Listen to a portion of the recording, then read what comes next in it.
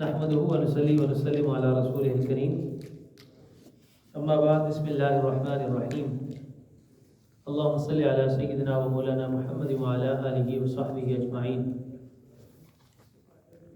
4 April 2023 Tuesday کا دن آج اللہ کی توفیق سے تقریباً مکمل ہونے والا ہے، اور آج 14th تراویح 14ویں تراویح ایئر 1444 اسلامک کیلنڈر کے مطابق وہ آج ہم نے کمپلیٹ کی ہے۔ آلموسٹ ماہ رمضان اپنے نصف کی طرف almost in the middle of Ramadan پہنچنے والے ہیں۔ آج اللہ کے رب العزت کی توفیق سے ہمارے 19th جز مکمل ہو گئے ہیں، 19 پارے اللہ کی توفیق سے۔ قرآن مجید کی وہ آیات جو یا ایھا الذین آمنوا کے ساتھ سٹارٹ ہوتی ہیں ان کو ہم ڈسکس کر رہے ہیں۔ ہماری آج کی آیت مبارکہ چیپٹر نمبر 9 سورہ توبہ، اور اس کی آیت مبارکہ نمبر 34 ہے، آیت مبارکہ نمبر 34۔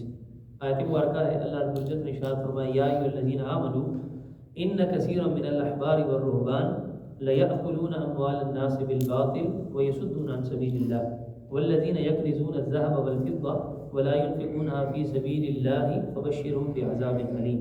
فرمایا اے ایمان والو، بے شک اہل کتاب کے پیپل آف دا بک جو ہیں ان کے جیوز اور کرسچنز، عیسائیوں اور یہودیوں کے اکثر علماء اور درویش جو یعنی ظاہر دنیا سے کنارہ کشی اختیار کرتے ہیں، ان لوگوں نے لوگوں کا مال ناحق طریقے سے کھاتے ہیں، یعنی ناحق طریقے سے لوگوں کا مال کھاتے ہیں اور اللہ کی راہ سے روکتے ہیں۔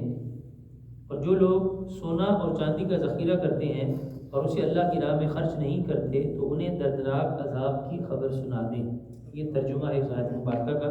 In English the translation is, O believer, indeed the majority of the priests and monks of the people of the book say they collect the wealth of the people through unfair means، ناجائز طریقے سے، and they prevent from the path of Allah، اللہ کے راستے سے روکتے ہیں، and اللہ رب العزت نے آگے فرمایا and they prevent from the path of Allah and those who gathered silver and gold and do not spend it in the cause of Allah warn them of the severe punishment on the day of judgment۔ یہ اس آیت مبارکہ کا ترجمہ ہے۔ Basically اللہ رب العزت نے بات ایمان والوں سے کی ہے۔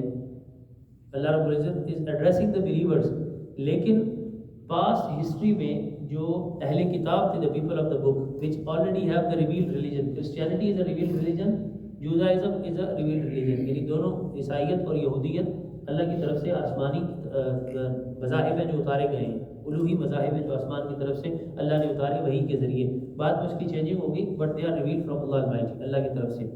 تو ان کے جو پریسٹ تھے، اب دو اللہ نے کیٹیگریز گنائی ہیں۔ ایک فرمایا احبار، احبار کہتے ہیں those people who are the scholars, those who are related to the intellect part of the religion، جو دین کا وہ حصہ ہوتا ہے جس کا تعلق تعلیم و تعلم کے ساتھ ہوتا ہے، اسٹڈیز کے ساتھ ہوتا ہے، اور اس کے انٹلیکچوئل پارٹ کے ساتھ ہوتا ہے۔ تو جو لوگ اس کو ہولڈ کرتے ہیں ان کو احبار کہتے ہیں۔ اس کا واحد جو ہے سنگولر ہے حبر، اور یا حبر بھی آتا ہے، اور اس کی جمع ہے احبار۔ تو ان کو کہا گیا کہ the people of the book، ان میں سے جو علماء تھے، دیر علماء، دیر اسکالرز، انٹلیکچوئل جو تھے ان کے وہ۔ اور دوسرا فرمایا والرہبان، اور یہ رہبان جو ہے یہ رہبانی کی جمع ہے، اور رہبان کہتے ہیں اس شخص کو کہ جو اپنے آپ کو اسپیئر کر دیتا ہے for the worship of Allah, the person who spare himself only for the عبادت and worship of Allah Almighty، یعنی جو سلوک کے راستے پر، اسپرچویلٹی کے راستے پر، اسپرچولیزم کے راستے پر چل پڑتا ہے، اور he adopt the disconnection from the world، یعنی دنیا سے اپنے آپ کو لا تعلق کر لیتا ہے، ٹھیک ہے، اس میں زہد پایا جاتا ہے۔ تو اللہ رب العزت کی راہ پر چلتے ہوئے دنیا سے اپنے آپ کو الگ کر لیتا ہے، اسپرچویلٹی کے راستے پر چلتا ہے، تو ان کی جمع ہے رہبان۔ تو اللہ نے دونوں کیٹیگریز گنائی، فرمایا those who are related to the intellectual part and the spiritual part of the religion from the people of the book. انہوں نے کیا کیا کہ لوگ ان کے پاس آتے تھے، the people were coming to the scholars of the people of the book to learn the deen، اور دوسرا the people who need spirituality and the cleanliness of their inner self، so وہ ان کے پاس آتے تھے، جو ان کے monks تھے، ان کے جو priest یعنی جو spiritual رکھنے والے کے تعلق وہ تھے، ان کے پاس درویش ان کے پاس آتے تھے۔ تو وہ دونوں کیا کرتے تھے، both of them they were not guiding the people to the right path. They were, قرآن مجید میں اللہ رب العزت فرما رہے ہیں یأکلون اموال الناس, they were collecting the wealth from the people. یعنی وہ دین کے نام پر دنیا کما رہے تھے. They were earning the دنیا on the name of دین. دین کے نام پر دنیا کما رہے تھے. لوگ ان کے پاس مسائل پوچھنے آتے یا علم حاصل کرنے آتے تو بجائے اس کے کہ لوگوں کو دین سکھائیں تو وہ کیا کرتے تھے, وہ they were not focusing on giving knowledge to the people. They were focusing that what are the ways we can collect the wealth from them. ہم ان سے مال کیسے بٹور سکتے ہیں, اپنی جیب کیسے بھر سکتے ہیں. They were not focusing that how we can fill their hearts with religion. They were focusing that how we can fill our pockets with money. اپنی جیب ہم کیسے بھر سکتے ہیں, اس کا ان کا سارا توجہ اور فوکس اس پر تھا. تو اللہ رب العزت نے فرمایا, اب سمجھنے کی بات یہ ہے, اللہ Almighty is telling us about the people of the book, but he is addressing یا ایھا الذین آمنوا. وہ ایمان والوں سے خطاب کر رہا ہے, گویا he is telling us کہ ایمان والوں یہ پاسٹ ہسٹری میں ہو چکا ہے, تو ایسا نہیں کہ صرف ہسٹری میں ہوا ہے. This will happen in this ummah too. اس امت میں بھی یہ ہوگا کہ جو ظاہراً علماء کا حلیہ رکھنے والے, those people who have actually the get up of ulama or the get up of the spiritual leaders, the Sufiya, یعنی علماء اور صوفیاء دو کیٹیگریز کر لینا. علماء those who are related to the intellectual part and those who are related to the spiritual part are Sufiya. So لوگ تمہیں علماء کے ڈریس میں بھی ملیں گے, گیٹ اپ میں, اور صوفیاء کے گیٹ اپ میں بھی ملیں گے. اور وہ کیا کریں گے, their focus is not to give you knowledge or to give your spirituality or take you close to Allah. Their focus is only to collect the wealth from the people. لوگوں سے مال بٹورنے کے چکر میں ہوں گے. اور آج آپ دیکھ لیں دنیا میں یہی ہو رہا ہے. many of the people, majority آج کے زمانے میں یہی ہو رہا ہے. the people are earning the دنیا on the name of دین. میں آپ کو ایک بات بتا دوں, جو شخص دنیا کے نام پہ دنیا کمائے, یعنی if someone is cheating someone and he is earning the دنیا on the name of دنیا, یعنی لوگوں سے مال کما رہا ہے, اس کی کوئی ان کی آپس میں ٹریڈ تھی, کوئی بزنس تھا, اس بزنس کے اندر کسی نے کسی کو چیٹ کیا یا ڈس آنیسٹی کی, پارٹنرشپ تھی تو اس کے ساتھ اس نے کیا, تو he has done the dishonesty but he has done the dishonesty on the name of دنیا. وہ دنیا کے نام پہ کیا, لیکن یہ گناہ ہے. this is a sin, major sins. but اس سے بڑا گناہ یہ ہے کہ a person who thinks that you are a religious person and he is related to do in the name of religion and you are earning the دنیا on the name of دین. جب آپ دنیا کماتے ہیں دنیا کے دین کے نام پر, تو یہ اس سے بڑا ظلم ہے کہ چونکہ لوگ آپ کے ساتھ جڑے یا آپ کے ساتھ ریلیشن قائم کیا یا آپ کے پاس آنا جانا شروع ہوا, تو ان کا کاز کیا تھا, ان کا کاز تھا, اور وہ آپ سے لو کرتے تھے, آپ کے ساتھ عقیدت رکھتے تھے, محبت رکھتے تھے. they have honor for you, respect for you, and they were related to you and close to you, and they think that you are right and whatever you will guide us, that is right. تو آپ نے کیا کیا, وہ بندہ جو مسند پر بیٹھا تھا, ایک سٹیج پر بیٹھا تھا, whether the stage of scholars, whether the stage of the Sufi, دونوں منصبوں میں کسی پہ بیٹھا تھا, اس نے کیا کیا کہ اس نے لوگوں سے مال بٹورنا شروع کر دیے, پیسے بنانا شروع کر دیے. and nowadays sorry to say it is happening everywhere. پوری دنیا کے اندر ہر جگہ یہ حال ہو رہا ہے, بہت زیادہ. اس کی بہت سی ریزنز ہیں, بہت سی اسباب ہیں, لیکن whatever the reason is, it is not allowed to earn the دنیا on the name of دین. کوئی سبب بھی ہو, کوئی وجہ بھی ہو, کوئی سبب اور کوئی ریزن بھی ہو, آپ کو اجازت نہیں ہے کہ آپ دین کے نام پر دنیا کمائیں. کوئی اجازت نہیں ہے اس کی. اور وہ لوگ جو یہ کام کرتے ہیں, تو اب اللہ رب العزت نے آگے کیا فرمایا, والذین یکنزون الذھب والفضہ, وہ ویلتھ جو وہ اکٹھی کر رہے ہیں. اب یہ عموم جنرلائز بھی ہے اور خصوصاً اس کو کیٹیگری, ریلیجس کیٹیگری کے ساتھ جوڑے. اللہ رب العزت فرما رہا ہے those who گیدر the wealth gold and silver, یعنی ایک فارم ہوگی نا ویلتھ کی, تو جو لوگ سونا اور چاندی اکٹھا کرتے ہیں, اللہ رب العزت نے فرمایا وَلَا يُنْفِقُونَ فِي سَبِيلِ اللَّهِ, and they are not spending in the way of Allah. اب اس میں وہ لوگ بھی آ گئے کہ جو لوگوں سے مال کما رہے ہیں, اکٹھا کر رہے ہیں مال, وہ بھی آ گئے, اور وہ لوگ جو دنیا کما رہے ہیں دونوں آ گئے. اور وہ کیا کر رہے ہیں, they are not spending in the way of Allah. In the way of Allah is not only the masjid. You can spend on the masjid, you can spend on the institutions, you can spend on the poor people, the needy people, you can spend on the widows, you can spend on the orphans, you can spend on any good cause. So fi sabilillah ka maana hai, it is very open. Any place where you spend for the sake of Allah, and it is allowed and permissible by Allah Almighty. اللہ نے اس کی اجازت دی ہے, اور اللہ has commanded that you have to spend on this cause. تو جس cause میں بھی آپ خرچ کریں, تو اللہ رب العزت فرمایا وہ خرچ کرتے ہیں تو اللہ رب العزت ان کو ان کی ویلتھ کو پاک کر دیتا ہے. لیکن اگر they are not spending, اگر وہ پیسہ اکٹھا کیے جا رہے ہیں, مال اکٹھا کیے جا رہے ہیں اور اسپینڈ نہیں کر رہے, they are not paying their zakat, they are not giving the charity and sadaqah, and around them there are people who are deserving and they are not spending upon them, ان پر نہیں خرچ کر رہے. تو اب اللہ فرما رہا ہے قیامت کے دن کیا ہوگا. اگلی آیت میں فرمایا یوم یحمى علیہ فی نار جہنم, those who will only collect the wealth and gather the wealth and they will not spend in the way of Allah and they are not giving their zakat and charities and donations. تو اللہ رب العزت نے فرمایا first thing is that they will be heated on the fire of hell, ان کو دوزخ کی آگ میں ڈالا جائے گا. and then the wealth and the property which they were gathering, اور وہ مال جو جمع کر رہے تھے in the form of gold and silver یا کوئی بھی فارم تھی اس کی, تو اللہ رب العزت فرمایا it will come in a form, solid form, in the form of metal. وہ مال سارا اکٹھا کیا جائے گا, میٹل کی شکل میں لایا جائے گا, and it is heated on the fire of hell, اس کو دوزخ کی آگ میں تپایا جائے گا.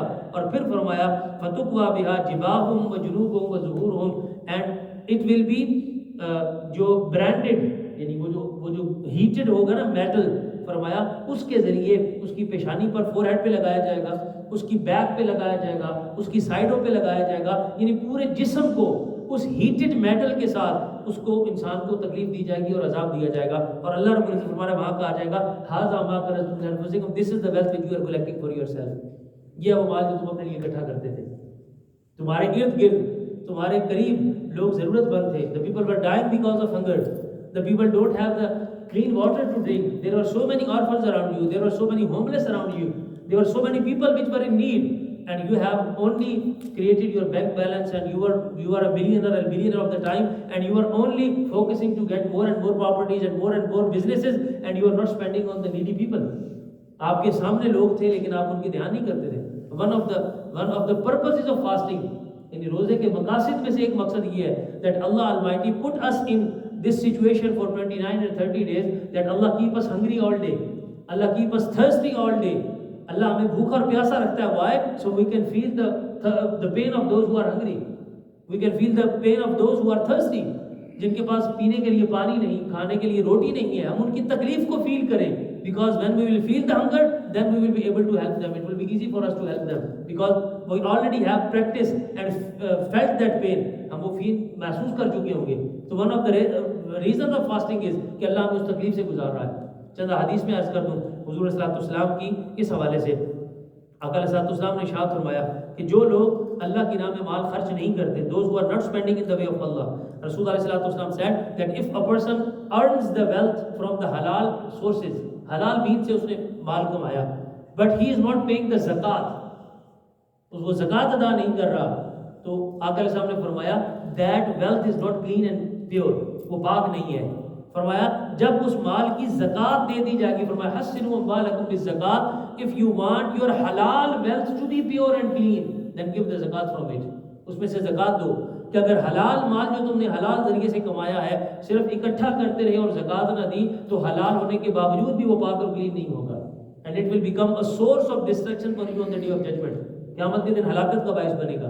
اور پھر فرمایا جو لوگ اپنے مال میں سے خرچ کرتے ہیں, and we can understand from the Quran wherever Allah Almighty mentioned the salat, جہاں بھی اللہ نے نماز کا ذکر کیا ہے, He always has mentioned the zakat along with the salat. اقیموا الصلاۃ وآتوا الزکات یقیمون الصلاۃ ویؤتون الزکات, everywhere salat and zakat jointly, ہر جگہ اکٹھا اللہ نے بیان کیا ہے. کیوں؟ because zakat, salat is the right of Allah and the zakat is the right of people. صلاۃ آپ اللہ کے لیے پڑھتے ہیں, زکات بھی اللہ کے لیے دیتے ہیں, لیکن it is not given to Allah, it is given to the people. نماز تو آپ اللہ کے سامنے کھڑے ہو کے مسجد میں پڑھتے ہیں یا گھر میں پڑھتے ہیں, لیکن زکات تو آپ لوگوں کو دیتے ہیں. تو اللہ رب العزت نے فرمایا no, if you are not spending in my way and on the poor and the needy people, اور آپ نمازیں ادا کر رہے ہیں, تو فرمایا اللہ رب العزت کو وہ نمازیں بھی قبول نہیں ہوتی. ایون آقا علیہ السلام نے فرمایا جو شخص اپنی زکات واجب ہونے کے باوجود زکات ادا نہیں کرتا, فرمایا اللہ اس کی عبادات بھی قبول نہیں کرتا, اس کی فاسٹنگ قبول نہیں ہوتی اس کی. اب دیکھیے ہم نے جیسے ہی منتھ ختم ہوتا ہے ہمارا فاسٹنگ کا, ماہ رمضان, تو اگین ہم نے ایک صدقہ کرنا ہوتا ہے, دیٹ از صدقہ فطر. صدقہ فطر جو ہم ادا کرتے ہیں, اور آقا علیہ السلام نے فرمایا if you have lacks and deficiencies in your and shortcomings in your fasting, آپ کے روزے میں کمیاں رہ گئیں, آپ کے روزے میں یعنی کوئی نقص رہ گیا اور آپ کا روزہ پورا نہیں ہے, and there are lacks in your fasting, تو فرمایا pay your zakat as sadaqatul fitr, so it will complete your fasting and it will give you the reward properly and completely. کیوں؟ اس لیے کہ صدقہ فطر آپ دیں گے تو definitely you are going to give it to the needy people. تو اللہ نے فرمایا روزے کے اندر جو کمی ہے وہ بھی صدقہ فطر کے ذریعے پوری ہوتی ہے. لیکن اس میں ایک چیز میں اور عرض کر دوں, ہم نارملی ویٹ کرتے ہیں جب لاسٹ آخری ڈیز آئیں گے نا ماہ رمضان کے, then we will pay صدقہ فطر. I am not saying that it will not acceptance is in the court of Allah. اللہ قبول کر لے گا.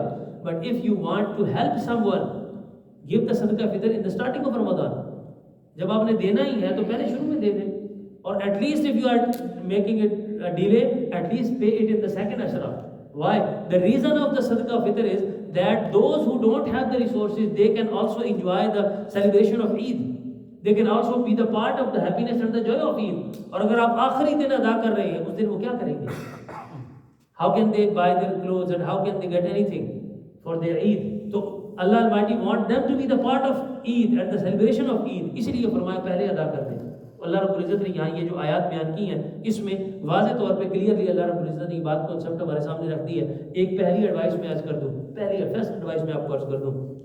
If you want to know that who person is right, کون شخص صحیح ہے دین کے راستے پر, on the path of then, if you want to know, اس کی اور بھی کئی سائنس ہیں, لیکن ایک سائن یاد رکھ لیجئے, جس شخص کو لسٹ ہوگا, گریڈ ہوگا ویلتھ آف دا ورلڈ کا, جو دنیا کا طالب ہوگا اور دنیا کے مال سے محبت رکھنے والا ہوگا, and he is trying to get something from the people in the form of money or any other thing, تو فرمایا اس کو یہ نشانی یاد رکھ لیجئے, he is not on the right path, وہ صحیح راستے پر نہیں ہے. پہلی علامت جو اولیاء کی ہوگی یا علماء کی ہوگی وہ یہ ہوگی کہ وہ بے نیاز ہوتے ہیں, وہ بے نیاز ہوتے ہیں, یعنی وہ لوگوں کی جیب پر نظر نہیں رکھتے, ان کی نظر لوگوں کی جیب پر نہیں ہوتی, لوگوں کے مال پر نہیں ہوتی, اور انہیں پریشانی نہیں ہوتی. اور اچھا, اس میں ایک چیز اور بھی میں عرض کر دوں, اس کا مطلب یہ نہیں ہے کہ آپ علماء کی خدمت ہی نہ کریں. If you find any person who is serving the deen, ان کی سروس کریں, ان کی خدمت کریں, اچھی بات ہے. لیکن اگر کوئی اپنی خوشی سے خدمت کرتا ہے تو then it is okay.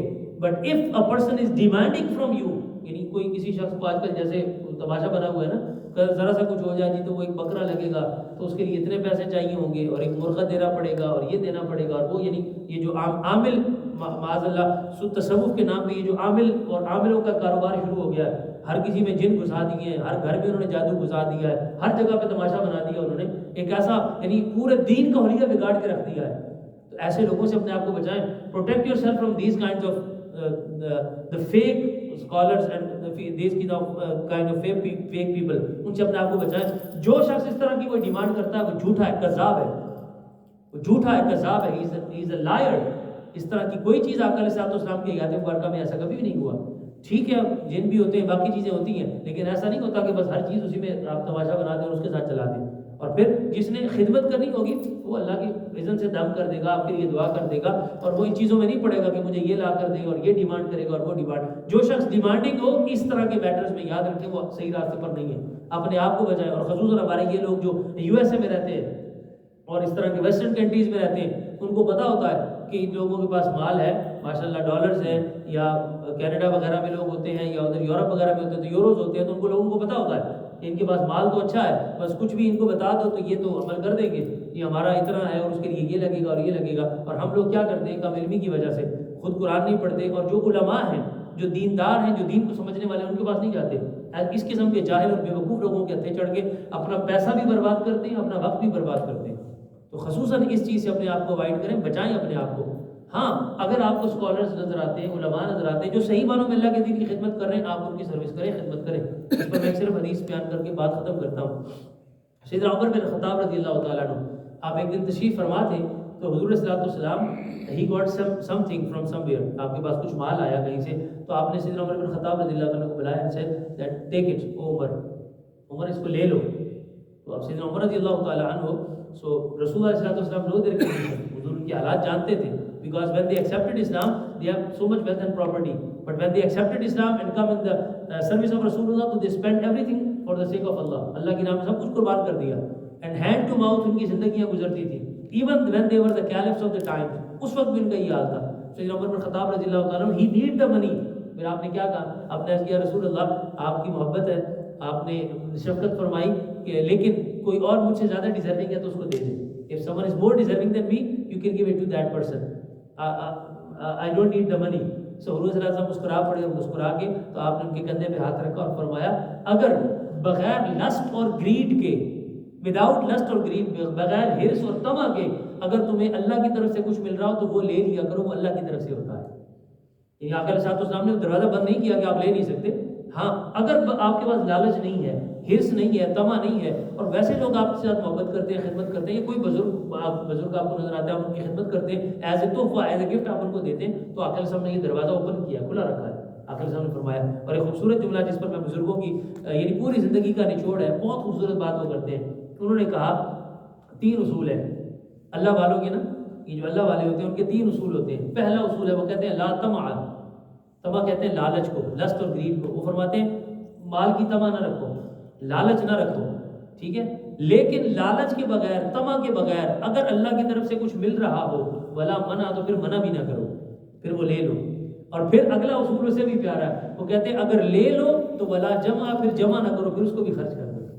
تو لا طمع ولا منع ولا جمع، ہرس نہ رکھو، اگر مل جائے تو پھر منع نہ کرو، اس کو رٹاؤ نہیں، ریجیکٹ نہ کرو، اور جب لے لو تو پھر اس کو جمع نہ کرو، اللہ کی راہ میں خرچ کر دو۔ تو یہ ہے اصول اصل میں اللہ کی راہ میں خرچ کرنے کا۔ لیکن جو میسج ہمارے لیے پریکٹیکل لائف کا یہ ہے کہ اس وقت پوری دنیا میں اگر ہم نظر دوڑائیں تو جہاں جہاں جس ریجن سے ہمارا تعلق ہے، weather belong from Bangladesh, from India, from Pakistan, from any part of the world, جہاں بھی ہم دیکھیں تو there are not hundreds and thousands of people which need our help, جو ضرورت مند ہیں، اس وقت محتاج ہیں، اس وقت ان کی ضرورت ہر وقت ان کو نیڈ ہوتی ہے، اور خصوصاً یہ مہینہ ماہ رمضان کا، اور اس وقت کئی ملک ایسے ہیں، سچویشن ایسی ہیں کہ فائنینشلی بہت سارے کرائسس چل رہے ہیں اس وقت۔